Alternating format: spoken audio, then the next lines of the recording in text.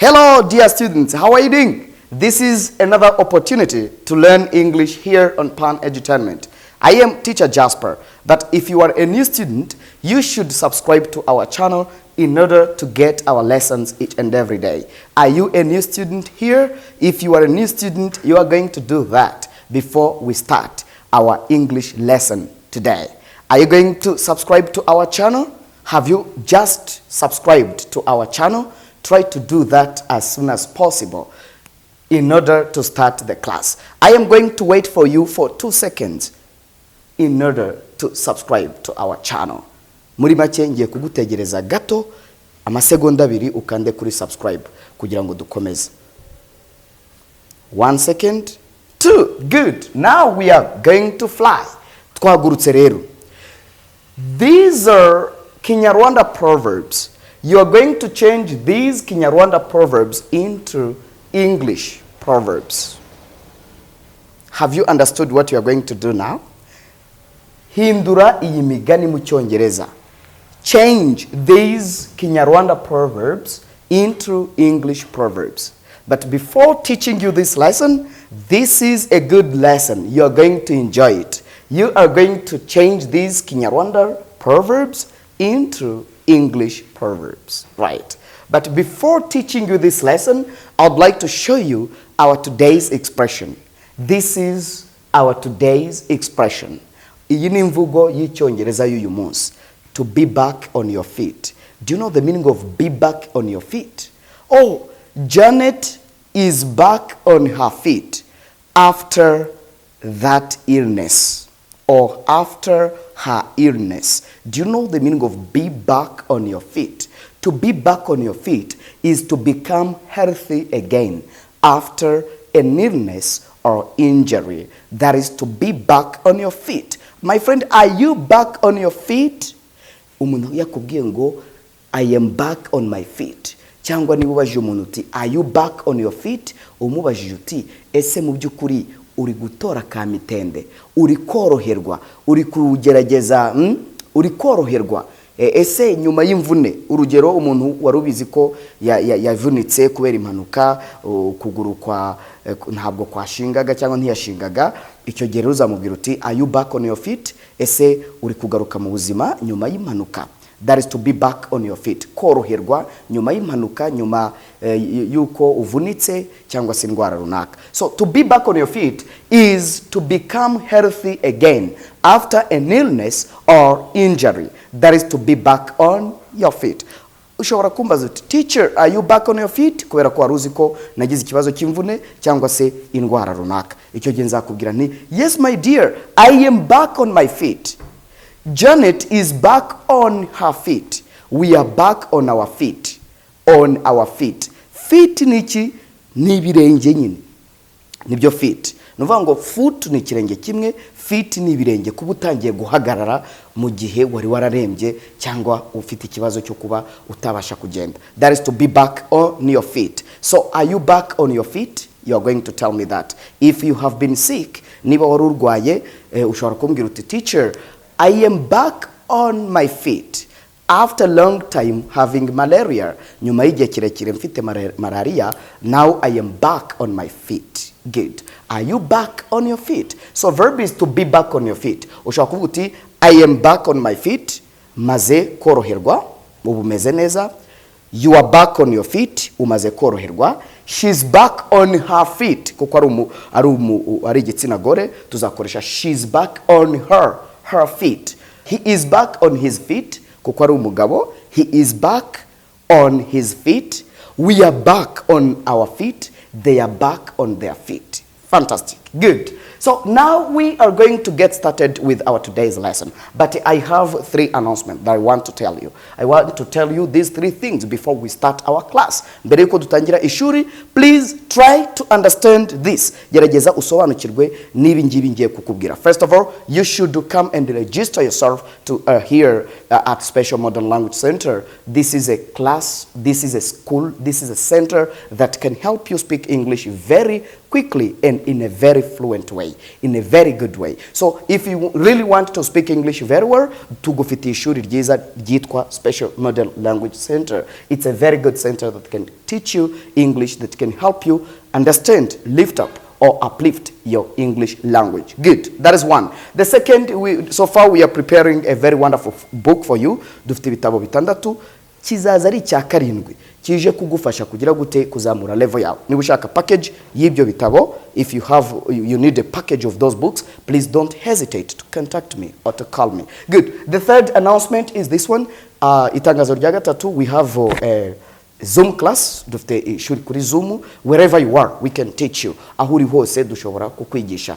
Hamagara iyo nimero uri munsi kugira ngo tugufashe mu byukuri. The last one, please send these lessons to your friends and relatives. Ohereza aya masomo ku nshuti n'abavandimwe so that they can benefit more from this channel kugira ngo ba benefiting ibyo bakuye kuri iyi channel. Good. We are going to get started. I am Teacher Jasper as always. Good. Let's get started with our today's lesson. You're going to change these proverbs into English language. The first proverb is this one. Igiti kigororwa kikiri gito. How can you change this proverb into English? Nigute wabivuga mu Cyongereza? Nigute wavuga uti igiti kigororwa kikiri gito. Umwana agororwa akiri muto. Kugira ngo umwana azakure neza nuko umugorora cyangwa se umurera neza akiri muto. Namara gukura biragucanga, arakunanira. Igiti rero iyo gikuze biragucanga, ntabwo ubu kikigoroye. Niba cyagiye gutya kirakomeza kikagenda gutya. Umwana nawe niba yagiye gutya arakomeza. So please, how can you say igiti kigororwa kikiri gito? I am waiting for you. I'm going to give you 3 seconds so that you can try your best to answer this or to change this proverb into English. Ngiye kuguha amasegonda 3 yo kubitekerezaho. You will say, uzavuga uti strike. Strike the iron. Strike the iron. Iron ni icyuma. To strike ni gukubita. Strike the iron while it is still hot. Yes. Strike the iron while it is still hot. Abongereza bo baravuga ngo kubita icyuma kikigize gute? Kicyoroshye, kigishyushye. Kuko icyuma nikimara guhora kugikubita birakugora. Muri make tangira urera umwana akiri muto bigishoboka ko yakumva. Namara gukura biraba ikibazo. So you should strike the iron while it is still hot. Uyu mugani ushobora no guhura n'undi uvuga ngo amahirwe ntagucike. Ntugacikwe n'amahirwe mu buzima. Gerageza bigishoboka ukora ibintu bigishoboka. Iyo mvugo nayo irakoreshwa ati ntucikwe n'amahirwe. Gerageza ukore iyo bwabaga hakiri kare mu gihe amahirwe agishoboka. So strike the iron while it is still hot. Namwe rero mugerageze mutangire muniga amasomo hano bigishoboka. Amasomo n'ubuntu none uri kwanga kuyiga. None subu ngubu nidushiraho akantu kakagufuri kugira ngo ufungure isomo bikaba amafaranga bizagenda gute? Birashoboka. So you should strike the iron while it is still hot. Icyo gihe biba bivuze ngo ihene uyifata, nanone niko akundi tuvuga ngo fata ihene igihebeba. Ugomba gufata ihene igihebeba. So igiti gigororwa kikiri gito. Strike the iron while it is still hot. To strike no gukubita. To strike the iron, gukubita icyuma. Not irony, my dear. Don't say irony. Iron. Turyandika gutya ijambo like this. This is R, okay? We write it like this. Ariko dusoma iron. We don't say iron. So you should strike the iron while it is still hot. Igiti kigororwa kikiri gito. Ihene uyifata igihebeba. Very nice. Good. Uzangaye gutinda ntuzangaye guhera. Ariko hari n'abavuga ngo uzangaye guhera ntuzangaye gutinda. I need a very good saying, a very good proverb in the comment section. Ndagira ngo muze kutubwira ese turavuga ngo uzangaye gutinda ntuzangaye guhera cyangwa uzangaye guhera ntuzangaye gutinda. So I need you to tell me the best way to say that in Kinyarwanda. Uburyo bwiza bwo kuvuga gutya mu Kinyarwanda. Uyu mugani tuvuga uzangaye gutinda ntuzangaye guhera cyangwa se uzangaye guhera ntuzangaye gutinda. You are going to tell us uko uri kubyumva, uko wumva uyu mugani bawuvuga, abari kuza kutubwira. So in English, when you say uzangaye gutinda ntuzangaye guhera, hari n'abavuga ngo uzangaye guhera ntuzangaye gutinda. In English bivuze iki? I'm waiting for you now. I am waiting for you to answer me, please. Yes, how can you change this Kinyarwanda proverb into English? How can you do that? Ni gute wabikora? I'm going to give you 3 seconds. Let me give you 3 seconds. 1, 2, 3. How can you say? You will say better late than never. Better, you will say better like this. Better late than never. Yes, better late than never. Umwongereza nuko avuga. Yashatse kuvuga ngo uzangaye guhera ntuzangaye gutinda, cyangwa uzangaye gutinda ntuzangaye guhera. Uzavuga uti better late than never. Umwongereza nuko azakubwira. Ariko se kutaranyishyura nzakwishyura humura. Better late than never. Uzangaye gutinda ntuzangaye guhera. I will pay you, don't worry. I will give you your money, please. But better late than never. This is the third proverb, my dear. Uyu ni umugani wa gatatu. Let's go. Are you ready? Aha. Akabaye icwende ntikoga. Wabivuga gute mu Cyongereza? Akabaye icwende ntikoga. Nutangira gutekereza ngo ariko icwende ni iki mu Cyongereza ra? Biraba byapfuye. Ntabwo umugani ugenda uvuga ijambo kurindi mu rurimi ushaka kuwusobanura muri urwo rurimi neza ugenda uvuga ijambo kurindi. Oya, ahubwo uhita ushaka undi mugani bijya kumera kimwe cyangwa bimeze kimwe mu rurimi rundi. Yes, ntabwo utekereza mu Kinyarwanda ngo reka ndebe icwende ndeba akabaye akabaye kabara agaki.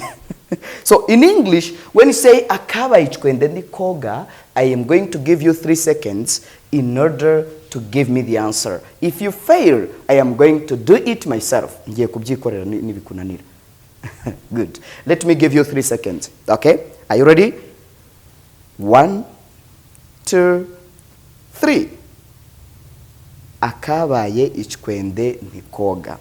In English we say the leopard or a leopard can't change its spots. A leopard, do you see? Leopard. Hari abantu bavuga leopard. Leopard ntabwo ari Cyongereza. Ntabwo ingwe tuyita leopard. We say leopard. Leopard. Uzavuga uti a leopard can't change its spots. Its spots. Do you see? Yes. A leopard can't change its spots. Bo bakoresheje, hano twakoresheje icwende, ariko bo bakoresheje, Abongereza bakoresheje leopard, bakoresheje ingwe. Baravuga ngo ingwe ntishobora guhindura rwa ruhu rwayo. Spots, madoadoa. Rwa ruhu rw'ingwe murarubona, kwa kundi rumeze. So the leopard or a leopard can't change its spots. Bivuze ngo ingwe ntiyahindura uruhu rwayo. Akabaye icwende ntikoga. Bishatse kuvuga ngo umuntu, a person cannot change his or her character. People cannot change their characters. Do you get it? Yes. So akabaye icwende ntikoga mu Cyongereza, you will say a leopard can't change its spots. Let me give you an example. Ushobora kubona kanaka bamujyanye bagiye kumufunga. Someone is put into prison, is imprisoned again. Umuntu arongera arafunzwe kandi nejo bundi bari bamujyanye. No mu cyumweru gishize baramujyanye. None ukaza ukambwira uti do you know uzi ukuntu byagenze? John is sent to prison again. John yoherejwe mu buroko nanone. Uzahita uvuga uti yes, the leopard can't change its spots. Akabaye icwende ntikoga. Nyine yongeye gukora amakosa buriya, yongeye gukora ibyaha. So that is akabaye icwende ntikoga. Umuntu uhora mu byaha akora amakosa yiba, tuzavuga ko tuzakoresha uyu mugani. Nta kuntu yahinduka. He can't change his character. The leopard, because even in English we say the leopard can't change its spots. Kubera ko no mu Cyongereza turavuga ngo ingwe ntiyahindura uruhu rwayo. That is it. Number 4 here. Ugiye iburyasazi azirya ari mbisi. Ntutangire gutekereza iburyasazi kuko umwongereza ntabwo azi iburyasazi rwose. Kandi nawe nkubajije iburyasazi, I think you can't tell me that place. Cyangwa imuhumuro na bumanzi. Can you tell me that place? So mu Cyongereza rero ntabwo utangira gutekereza ngo iburyasazi se ni kugira ngo uyu mugani ushyire mu Cyongereza. Ntabwo bibaho. Ahubwo uhita ushaka, iyo utawuzi uwo mugani mu Cyongereza uraceceka. Uhita ushaka undi mugani bijya kumera kimwe. You try to look for another proverb which is similar to this one. So ugiye iburyasazi azirya ari mbisi, mu Cyongereza turavuga ngo, tell me please, I'm going to give you 3 seconds. 1, 2, 3. Can you try this one? Wagerageza? Biragucanze. Nyamara biroroshye. Kandi uyu mugani narawukwigishije wowe uri kundeba. Niza kuwandika urasanga uwuzi. Yes, you will say, when in Rome, do as the Romans do. When, do you see? When in Rome, do you see? When in Rome, do as the Romans do. Very nice. When in Rome, do as the Romans do. Abongereza bo bakoresheje Roma. Niba uri Roma, when in Rome, do as the Romans do. Jya ukora ibyo abanyeroma bakora. Ari byo mu Kinyarwanda twebwe twakoresheje iburyasazi. Ugiye iburyasazi ugomba kuzirya ari mbisi. Ugomba kuzirya ari mbisi. Yes. When in Rome, do as the Romans do. Bivuze ngo niba ugiye mu Bushinwa bakagutekera amasazi cyangwa se inzoka, ugomba kugerageza nubwo waza gucira ugeze ku ruhande ariko kabereka ko muri kumwe. Ntuzatangira kuvuga no, I can't eat snake meat. Why have you prepared this snake meat? I don't eat it. Please, I can't. So bazakureba nabi. So when in Rome, do as the Romans do. Do you get it? Fantastic. Good. Let us continue with the 5th proverb, which is here. Uko ubibye ni kusarura. Ushaka kubwira umuntu uti nyamara uko ubibye ni kusarura. Njewe rero naragiye ndiyandikisha kwa Teacher Jasper hashize icyumweru numva nta ntege mfite zo kuza Kimironko. None nta Cyongereza nzi. Umuntu azahita akubwira ati nyamara uko ubibye ni kusarura. Ntabwo nyine wakize n'imbaraga. You didn't put a lot of effort. Yes, you registered yourself, you paid school fees, urishyura school fees, but you kept quiet, you went home, you stayed home, you didn't go back to school, ntabwo waje ku ishuri. So ubwo umuntu azakubwira ati, my friend, as you sow, so shall you reap. Uko ubibye niko n'ubundi usarura. Ibyo ukoze n'ubundi bitari byo cyangwa se ugize ubunebwe mu byo uri gukora ni kuzasarura. Uko ubibye ni kusarura. Ariko uyu mugani nanone tuwukoresha tuvuga tuti uko ubibye ni kusarura bishobora kuba negative or positive.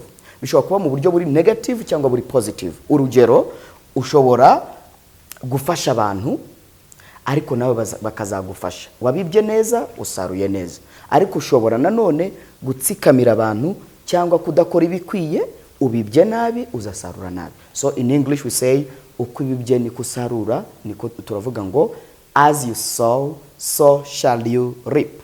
Can you repeat after me? As you sow, so shall you reap. Repeat. Uri gusubiramo? Repeat please. Kugira ngo uyu mugani winjire isubiramo. As you sow, so shall you reap. Good. Tubyandika gutya. As you sow, like this. You put a comma here. As you sow, so shall you reap. Yes. Uko ubibye niko usarura. As you sow, so shall you reap. Very nice. Ibishashagirana byose si zahabu. Wabivuga gute mu Cyongereza my dear? Uzawukoresha ryari? Mu gihe ubona abantu bari gushamadukira cyangwa bari kwirukankira mu bintu ubona bikayangana birabagirana bishashagirana. Iriya telefone ni nziza igezweho kandi ni kiwana, ni ya fake. icyo gihe uzavuga nyamara wagura iriya telefone imaze imyaka 10 iri ku isoko, iriya telefone buriya ngiye narayitunze kubera ko ibishishagirana si zahabu. So in English we say, uzabivuga ute mu Cyongereza? Ugiye kubwira umuntu uti please buy this phone, don't buy that one, because in English we say all glitters are not gold, or you can say all that glitters is not gold. Yes, so here you can say all glitters, ibintu byose bishashagirana are not gold, or you can say all that glitters is not gold, ibishashagirana byose si zahabu. So dear students, I really want to thank you so much for watching this special lesson. I really want to urge you to send our lessons to your friend, and I want to invite you to our center. Ndagutumiye muri center yacu. Ikintu nanibagiwe, please try your best to inform your people. Informing abantu ko dufite ishuri, informing rwose. Niba ukunda iyi Pan Entertainment, niba ukunda mwarimu Jasper, informing abantu ko dufite ishuri. Nawe ushobora kuba wowe narakwigishije cyangwa se utarabona ubushobozi bwo kwiga cyangwa uburyo bwo kwiga n'umwanya, ariko bwira inshuti zawe ko hari ishuri Kimironko kuri Zoom cyangwa se mu ishuri abanyeshuri bari kwigana. I am teacher Jasper. We are together for the next lessons. Bye bye.